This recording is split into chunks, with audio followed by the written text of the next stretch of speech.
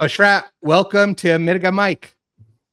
Hi, Brian. Thanks for having me. Oh, I'm so excited for you to be here, and I'm loving all the Legos and all the cool stuff behind you. The great backdrop. Thank you. Actually, the best Legos, the best models are displayed in the living room, so I wasn't really prepared We'll have on to that do like a aspect. MTV Cribs tour at some point, Yeah, going through your Lego collection. maybe next time. So, Oshrat, this is your first time on Mitiga Mic, and we're so excited. But for our listeners, could you give a little bit of background about who you are and what is it that you do? Yeah, no problem. So, my name is Oshrat, and I'm a cybersecurity cloud researcher at Mitiga. Um, that's it. um, uh, w- we have a new research team, so we kind of working on how to work together. Everyone, how to split our areas of expertise. So I think in the meantime, everybody do everything. So Oh, there's that's awesome. yeah. Well, it's an amazing team, and we've had a lot of your coworkers on here. Just out of curiosity, how'd you get into cybersecurity threat research? When you were a little girl and you were playing in the yard, we were like, someday I want to be a cloud security threat researcher. So I do have a story or two from my childhood, but actually I never thought it as a career path. Oh, Somehow I managed to study computer science, and again I we didn't study anything about cybersecurity, so I have no clue about um, this whole industry. Um, I always had a soft spot for education. So during my studies, I had scholarship and jobs that combine science and technology with education. For example, pure science like physics and chemistry, but also robotics and programming.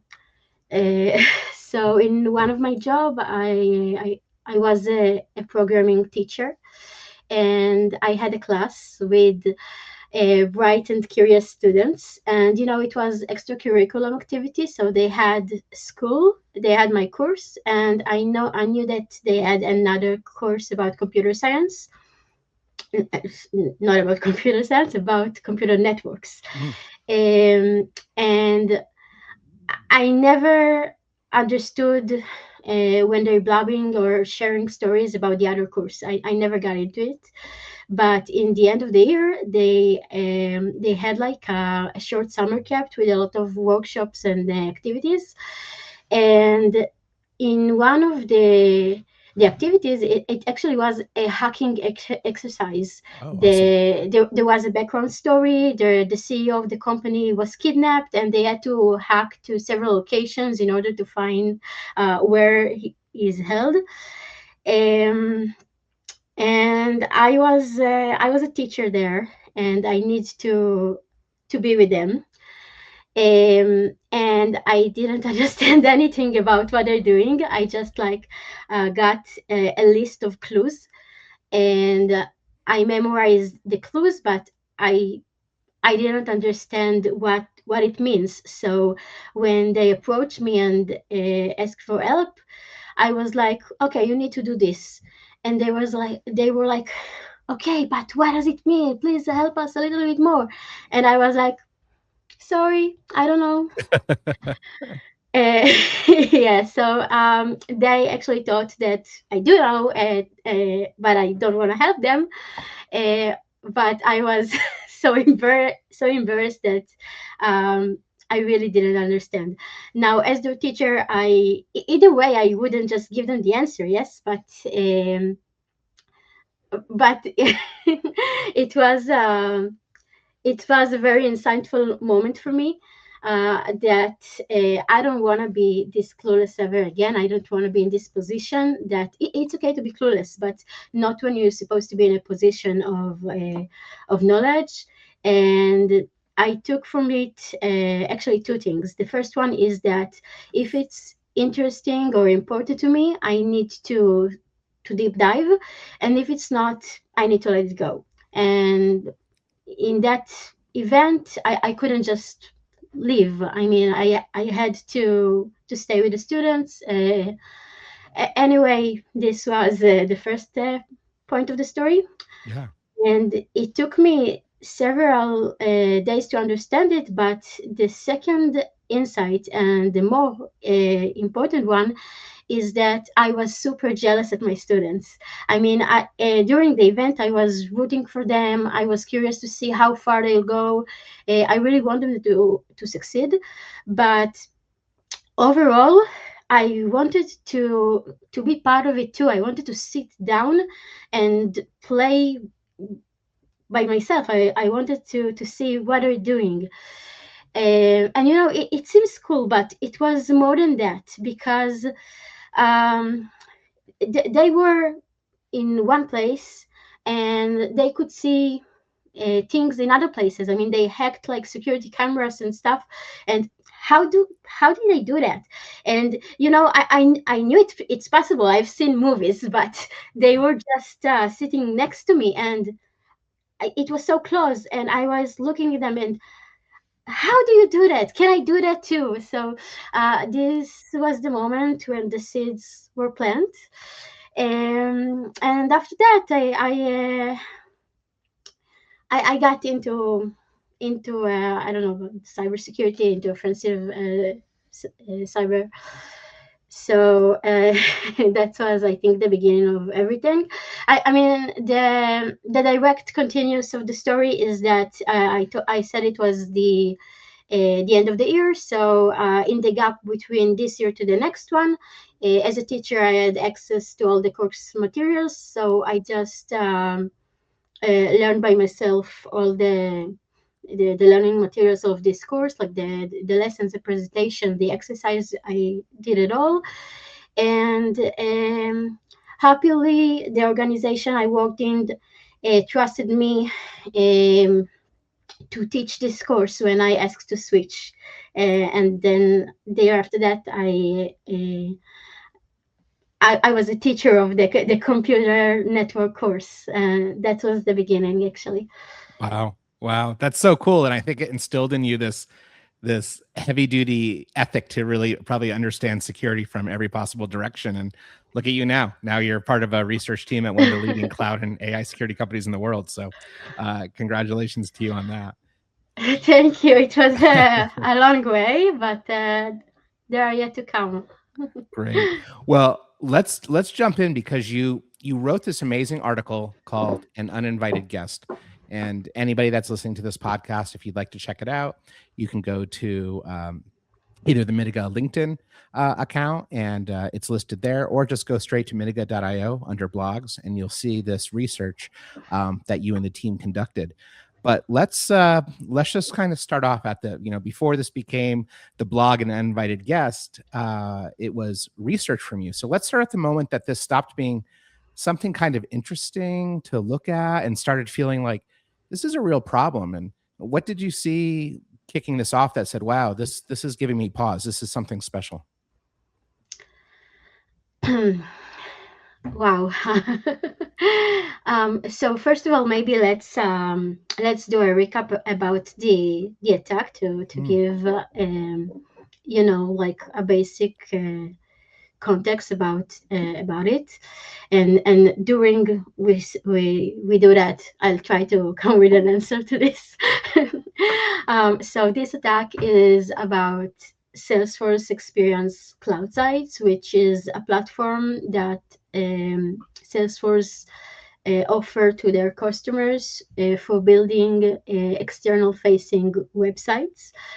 This is complete 100% legitimate usage. I mean, customers use this to build help center and catalog and community forum and so on. So it's very useful, very important. Mhm. And by definition, this platform comes with a built-in guest user profile, which allow anonymous visitors to access those sites with this information. But when this profile is misconfigured, um, so you can also access internal information, which Hmm. probably never wanted to be shared. Um, So real quick, just on that point, when you kind of first started poking on this and digging into it, was that like the first that shouldn't be possible signal that jumped out at you saying, wow, this shouldn't be here? Well, so even before that, we saw, I saw it on the news. We saw it on the news in the team. Sure. We talked about it, and then I started reading about it, and I saw that there is no technical coverage about this attack. So I knew that if I want to research it, I first of all need to gain technical knowledge about the attack, and for me, it automatically means to simulate the attack. Mm. So I had no prior knowledge about the environment itself, about this Salesforce Experience cloud sites and about the ORA API that was being used. So I created these types of sites in our Salesforce lab. And of course, I misconfigured these sites, so I can see what exactly is the problem. And by doing this, I gained some basic understanding about the environment and the system. So I I think it's safe to say that until the end of the research, I didn't know what exactly I'm doing, because the understanding was built in phases. Like after this phase, I suddenly understood something, and after another phase, doing another something, I realized another thing. So it was a process. So I remember when reading through your research, it seemed like there was no need for high level credentials. There was no phishing involved. There was no malware involved. But it really related to data theft, and the data simply fell out. So what was the underlying failure mode here that allowed that to happen? So um, there was no failure in here. This was by design. Hmm. We spoke a little bit earlier about how customers would like to allow public access to information. I mean, um, as a user, as an end user, when I search, I don't know, for documentation or solutions to a problem I have with a software or a product, I can do it in the internet. And maybe there are some information that I don't know, needs to be more monitored, or Hmm. more, or some companies that don't want to deal with building a whole website, so they use this platform. But in its core, it's a very valid feature and very basic uh, usage that you would like to share public information with people. So that's what happened here. And was it Um, leveraging a guest user account? Is that sort of the hook in this? so uh, this is the trick. Actually, there is no leveraging. There was no exploitation here. The attackers, ShinyHunters, they didn't break anything. They used the mechanism of this platform in a legitimate way. Yeah. So it's to your point earlier, it was a design mechanism for it.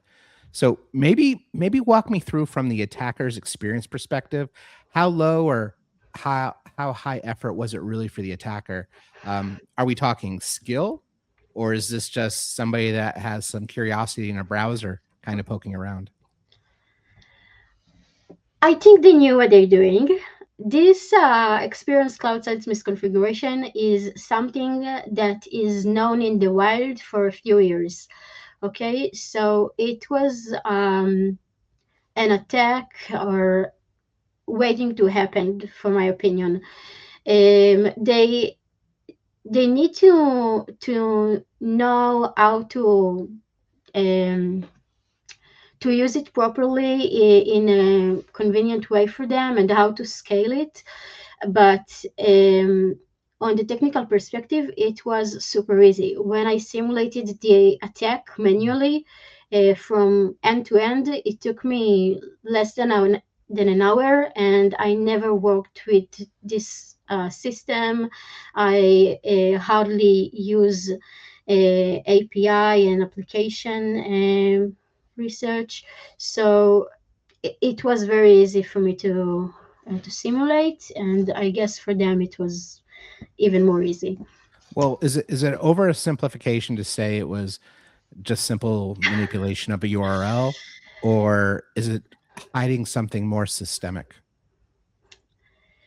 They didn't need to manipulate the URL. They just needed to access it. Mhm. You know, the real issue is how to find a URL or an API endpoint of a misconfigured site. But once you have a tool that automates this detection, so you just access it directly.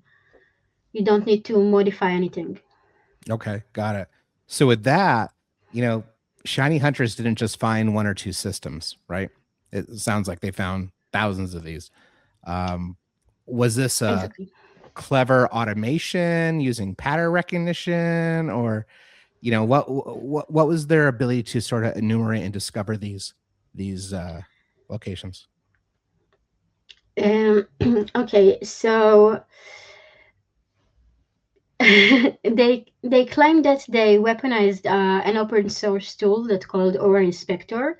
Hmm. This tool was actually released in last January, and its original purpose is to help defenders to audit and monitor their Aura components, their Aura API components. Now, I think ShinyHunters target these experience cloud sites even months before that. So I'm not exactly sure how they did it, but I think it was a little bit more of a hard work for them. Of course, they try to automate it and everything, but it was kind of a maybe shooting in the dark. Like, I guess they had the idea of the structure, but not exactly the URL sites. And with the Aura Inspector, um, they got something that already packed everything. So they just need to use a tool with all pre-built um, techniques and mechanisms Mhm. and to modify it to their purposes. So I think they actually did something before this tool was released, and once it was released and it was easier easier for them to use, so they just switched to use it. Uh, Of course, we are not really sure what happened in there, what happened in there. Sure, it's Yeah. speculation, but I think that makes a lot of sense. And to your point, they were trying to leverage some type of automation tool for that enumeration and get access. If you take a step out of this particular attack for a moment and look at things from a more global perspective for you as a cloud and SaaS threat researcher, how do you think modern attackers are thinking about SaaS environments? Is this just such a target-rich environment with a relatively simple point of access juxtaposed to maybe trying to find that latest 0 day or researching some sophisticated malware? Is it simply that this is it's open season now on SaaS applications from their perspective? Okay, so first of all, just for to be accurate, the Aura Inspector tool wasn't giving them the automated part. the automating by themselves. Hmm. They automated both the detection of the sites and the data exfiltration, but it was something that they need to add. They did leverage an API that was in there, but they had to do that. And according to your question, so this is a attack that based on misconfiguration. This is totally different type of attack that is vulnerability based, because when we talk about vulnerability, you need to research to research it. You need to be more creative.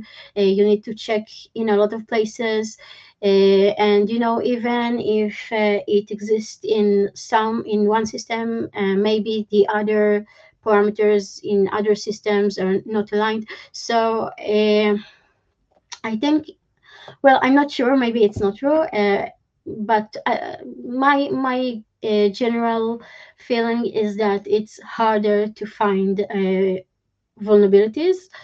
But actually, it's from the other side. It's a little bit more. Not a little bit. It's easier to remediate it because once you got attacked and the problem was a vulnerability, so you can release a patch and just update the version. But when we are talking about misconfiguration attack, it's super hard because first of all, by its nature, misconfiguration is silent. When you do something wrong, you usually don't get an alert of, okay, did you really want to configure it that way?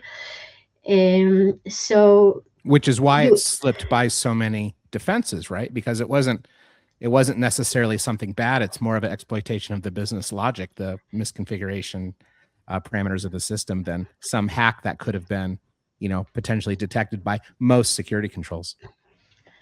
yeah, so yes, but here it's even worse because there are misconfiguration that they are bad, and no one tells you that it's not supposed to be like that. But if you notice it, and if you monitor it, you can detect it. In this case, um, I don't want to say that there was nothing to detect, but the defenders probably saw the traffic, but it was legitimate. It Yeah. looked like legitimate usage, so the traffic looked legitimate as well. So they didn't do anything wrong, mechanism wise or configuration wise, to get someone to think that something is wrong here. Um, so in this case, it was even more hard to detect that in Yeah. general. Yeah. Because it's not clearly nefarious, right? It's maybe at best potentially suspicious, but if you don't have any other indicators, it can be, those are the most challenging ones, right? That look like potentially normal traffic. But let's take a step above that. We sort of talked about it from an operator's perspective. If I'm a CISO and I'm hearing this for the very first time, what part of this research, of this story, of this blog should make me the most uncomfortable? Wow. As a CISO, mm, okay, first of all, I think maybe your current position, are you still exposed or not? Because if you are, you are in a sinking boat, so maybe the first thing you want to do is plug the hole. So first of all, if you are exposed, you need to know that and reconfigure your sites, and of course configure it properly.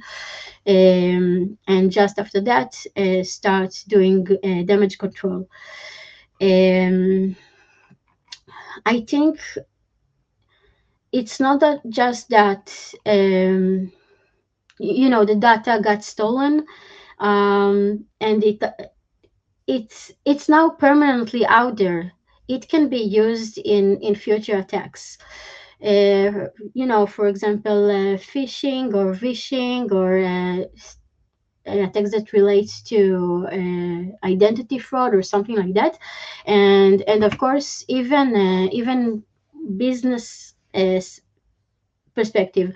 For example, CRM holds sensitive data like names and addresses, phone numbers, etc. But it also holds um, relationship businesses and a lot of sensitive information.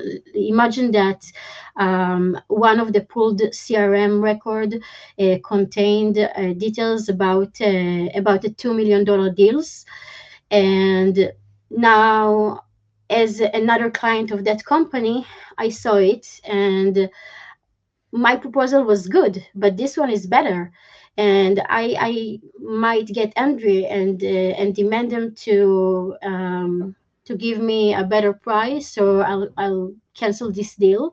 And this Yeah. is one aspect. Another aspect will be that okay, if I have the exact details about this deal, and I know the contact and where it stands and everything, so I can send a spoofed email with a message like, we had a problem with the details, the payment details. Please transfer the money to this new account. So there are a lot of, I mean, these are only two scenarios for one record with very small piece of information. Imagine that you have a lot of records, a lot of information, countless possibilities to use this leaked data. Wow. Wow. So basically, worst possible scenario ever. So that that pretty much sums it up. So, Ashrat, as we sort of wrap up here, what type of steps can an organization make, either tactically or strategically, in order to help mitigate these types of risks, whether it's directly on the Salesforce side or the security side or a combination of the two? What can they do to sort of address this problem? So answering for this specific attack, I think again it was very hard to flag and very easy to miss. Yeah. And um, the first, let's go back to the plug the hole in the boating. Mhm. So first of all, to mitigate this problem is to audit your guest user profile.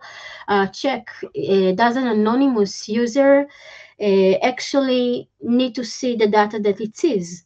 If yes, that's totally fine because you are aware of this and be aware of the implication of it. But that's okay.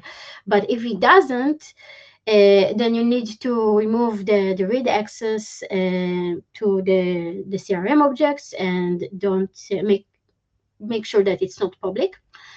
Um, Now, even if you are 100% positive that the guest user profile is configured properly, it's not enough because you also need to check the sharing rules. Uh, Mm. yeah, so the sharing rules grant user access to records even if the profile looks okay, looks clean. So you need to be aware to the entire system, what's going on there. Again, in the terms of this specific attack, I know that Salesforce has a guest user security guide. So spend the time to read it and understand it, obviously.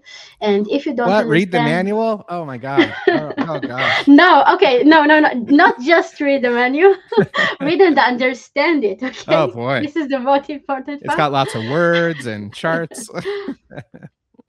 Okay, so it's okay if you don't understand what you're reading, but it's not okay if you do nothing with it. You need to approach Yeah. Salesforce support or even professionals.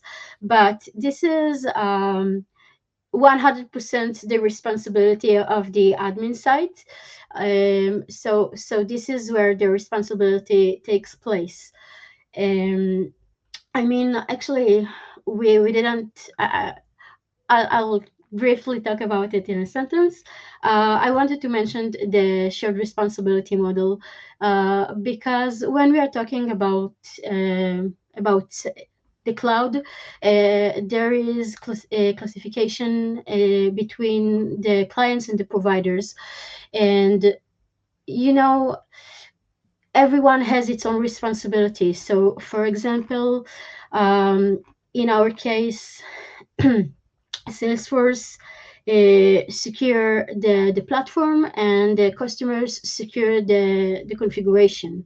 So this is easy to say, oh, it's the admin site's responsible, but it's not just that, because Salesforce is super customizable and super complex platform, and it is really easy to get lost. And even if you know everything and read all the documentation from end to end, and you are really a Salesforce champion, so, you know, you not necessarily created these sites. I mean, it can be that another employee created them, and now they work somewhere else, or you don't even you have a good understanding of the system, you don't necessarily have good understanding of the configuration. And as I don't know, security people, we tend to monitor and invest our resources in more of high profiled areas. Like, I would monitor uh, admin activity and admin dashboard and admin panels rather than users with read only permissions, Right. because it's just read only permissions. So uh, this is a very complex environment, and it's very easy to miss when something is not configured well, or even uh, to understand that it's what are the implications of something, Sure. because sometimes you don't understand all the way what something really is. uh, Yeah, and when so you have finite resources, certainly on the hierarchy of what you're going to look at first, administrative accounts are going to be way above guest accounts. So right off the bat, and now you multiply that times 100, 1,000 SaaS applications, things like this are so easy to get missed, right? Exactly. So another recommendation for this or similar cases is to monitor and log your environment, do continuous monitoring. Hopefully, you detect when something is wrong, and I don't know. You can detect what you can see. So first of all, be aware that you are watching everything. Um, and maybe I saw some recommendations that I didn't like, so I'll address it, and I'll address to it too. Um, don't disable the API because it's great. It's very useful. It's legitimate. It exists for a reason. So use it, but with proper care and understanding. Yeah. Yeah. I think that would be a very knee jerk reaction, right? When it first happens, you don't know what to do, shut everything off. And then you're realizing, oh, there's a lot of dependencies here that actually are breaking because of this. So that's fantastic. Well, thank you so much for that summarization. I think that really takes this article home. And again, if people want to read the actual initial research and uninvited guest, please go to mitiga.io. Not only this, but we have a number of great research papers by Mitiga Labs with some really, really interesting content that goes into much more technical depth than you'd really want to explore in a podcast, because we've got all the diagrams and the bits and bytes and the screenshots that all you gearheads out there will definitely want to drill into. So again, thank you so much for being part of Mitiga Mic. Thank you.